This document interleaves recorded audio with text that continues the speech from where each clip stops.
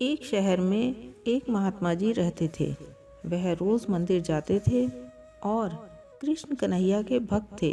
वह जिस रास्ते से जाते थे वहाँ ऊपर की तरफ बहुत सारे वैश्यालय बने हुए थे, मगर महात्मा जी नीचे सर झुकाए चुपचाप गुजर जाते। एक वैश्या उन्हें जाते रोज देखती और उनको निहारती रहती थी। वह अपने रूप पर बहुत घमंड करती थी।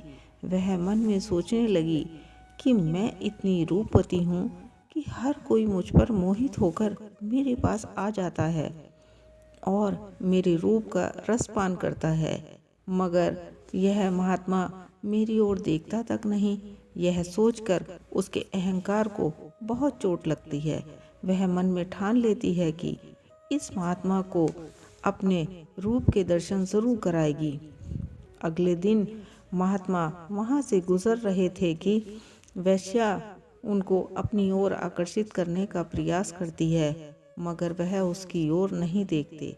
तो वह पान की पीक उनके ऊपर थूक देती है। वह पीक जैसे ही महात्मा के ऊपर गिरती है तो उनकी नज़र ऊपर बैठी वैश्या पर पड़ती है। वह कुछ ना बोलते हुए अपने वस्त्रों को झाड़कर आगे चल देते हैं। यह देखकर वैश्या को अपना अपमान महसूस होता है।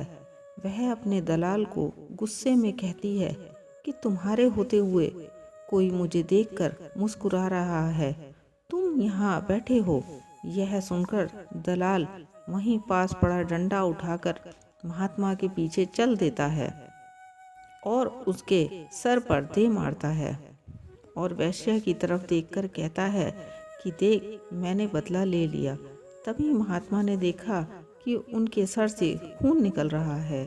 जब भी वह महात्मा कुछ नहीं बोले और जाकर चुपचाप एक पेड़ के नीचे जाकर बैठ गए।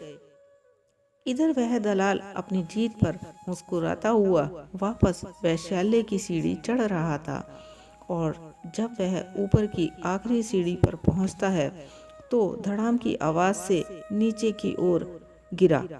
यह नज़ारा देखकर वैश्या समझ गई कि यह महात्मा भगवान के सच्चे भक्त हैं।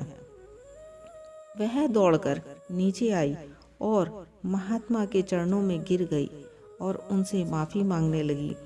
महात्मा जी मुस्कुराए और बोले, बेटी, इस सारे झगड़े की जड़ तू और मैं है। तुम्हारे यार से तुम्हारी बेइज्जती देखी नहीं गई और यहाँ मेरे मुरली वाले से मेरी तकलीफ नहीं देखी गई। तुम्हारे यार तुम्हारे पास कभी कभी आते हैं, मगर मेरा कन्हैया रात दिन मेरे साथ रहकर मेरी रक्षा करता है। यह सुनकर वैश्या का हृदय परिवर्तन हो जाता है और वह सब कुछ छोड़कर संन्यास ले लेती है।